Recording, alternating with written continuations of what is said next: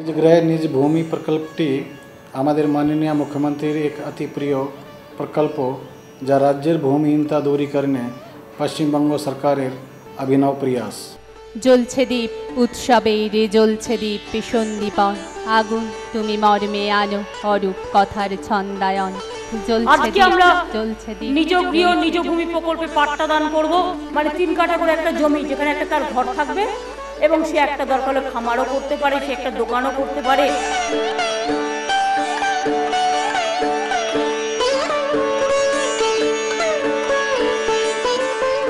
27শে March মুখ্যমন্ত্রীর কাছ থেকে পাট্টা পেয়েছি। সুবিধা হলো পাট্টা পেলাম হাতে, আমাদের একটু মানে বল হলো, মানে পাট্টা থাকলে সব কিছুই সুবিধা। এই প্রকল্পের পাট্টা আমরা যেখানে মহিলা প্রধান আছেন, যে পরিবারে মহিলা প্রধান রয়েছেন তার নামে পাট্টা দেওয়া হচ্ছে। অন্যান্য ক্ষেত্রে আমরা যৌথভাবে স্বামী স্ত্রীর নামে পাট্টা দিচ্ছি, যাতে মহিলারাও এই পাট্টার মালিক হতে পারেন, সেই কারণেই কিন্তু এটা। আচ্ছা, নিজ ভূমি নিজ প্রকল্পে পাট্টাটা ধরুন। এই প্রকল্পের উপভোক্তা হচ্ছেন জমিহীন এবং গৃহহীন গ্রামীণ ক্ষেতমজুর, গ্রামীণ কারিগর এবং গ্রামীণ মৎস্যজীবী পরিবারের সদস্যদের। বাড়িটা পেয়ে খুব লাভ পেয়েছি। কেন বলতে আমাদের জায়গা নেই, পরের জায়গায় বাস করছি, আর আমাদের এটা নিজের হয়ে গেছে, তাই জন্য আমাদের খুব আনন্দ লাগছে। নিজ গৃহ নিজ ভূমি প্রকল্পে জমি আমরা 2 ধরনের জমি ব্যবহার করছি।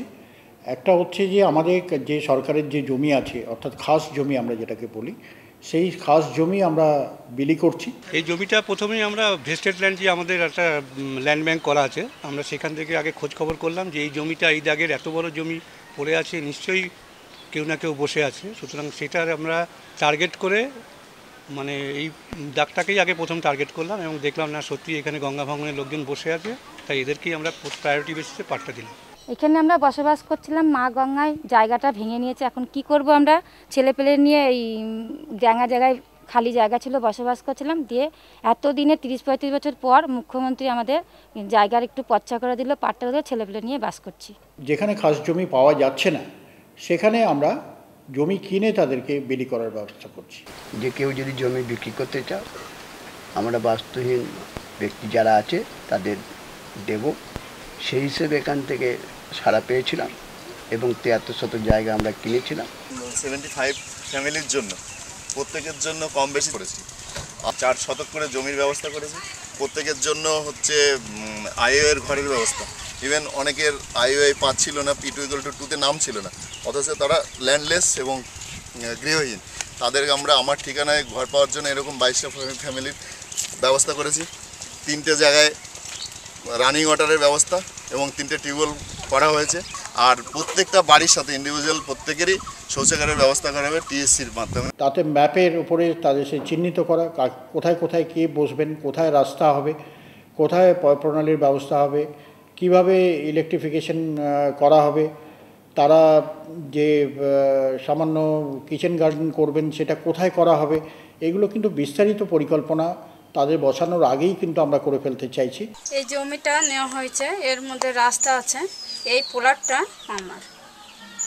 এই যে কয়েকজনকে ইন্দিরা আবাসনের মোটামুটি ঘর দেওয়া হয়েছে, 6 জনকে অলরেডি তারা ইটের বাড়ি করে অ্যাসবেস্টার দিয়ে ঘরটা করার জন্য প্রস্তুতি নিচ্ছে। দ্বিতীয় কিস্তির টাকা কিছুদিন আগেই পেয়েছে। সুবিধা হলো আমার ছেলেপিলে নিয়ে ইন্দিরা আবাসনের ঘরটা পেয়েছি, ছেলেপিলে নিয়ে বাস করতে পারছি। এর আগে আমার ভাঙা ঘর দূর ছিল, কিছুই ছিল না। দিদি আমাকে পাট্টা দিয়ে আমাদের বুকে একটা বল করে দিয়েছে। এই প্রকল্পের আরও একটা উদ্দেশ্য আছে। সেই উদ্দেশ্যটা হচ্ছে তাদের আর্থসামাজিক উন্নয়ন ঘটানো, তারা যাতে তাদের নিজেদের জীবিকা অর্জন করতে পারে এই জমিটুকু নিয়ে, সেইটার জন্যে কিন্তু আমরা লক্ষ্য রাখছি।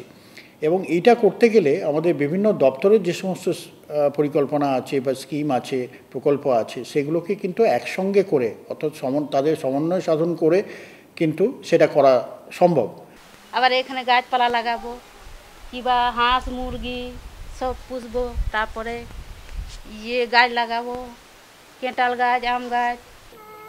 এই জমিটায় এসে এই যে একটা যা করে হোক গরিব মানুষ যেরকম পেরেছি সেরকম একটা ঘর করেছি, করে এই 2টো গাছপালা লাগিয়েছি, 2টো গরু লোকের সঙ্গে পোষানি নিয়েছি। যে আমি জায়গা ছিল না তখন করতে পারিনি, পরের জায়গায়।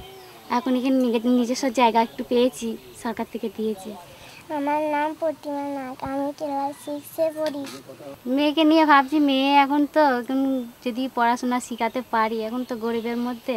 বাঁশবাগানে মাথার উপর চাঁদ উঠেছে গো, মা গো আমার ছোটবেলা কাজলা দিদি কই, পুকুর ধারে লেবুর তালে থাকায় থাকায় জানাং জালে ফুলের গন্ধে ঘুম আসে না, এলা জেগে রই, মা গো আমার ছোটবেলা কাজলা দিদি কই, বড় হয়ে দিদিমণি হব।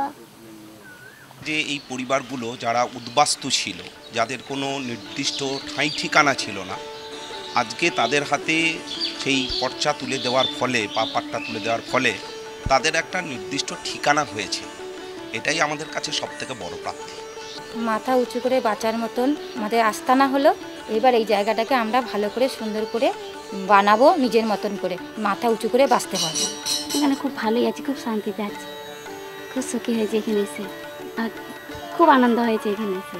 আমার যদি একটা মাটির ঘরও থাকে, আমার নিজস্ব মাটির ঘর, ওটা আমার ঠিকানা, ওটা আমার মন্দির মসজিদ, ওটা আমার বাঁচার ঠিকানা। ওই বাঁচার ঠিকানাটাকে সুন্দর করে রাখতে হবে।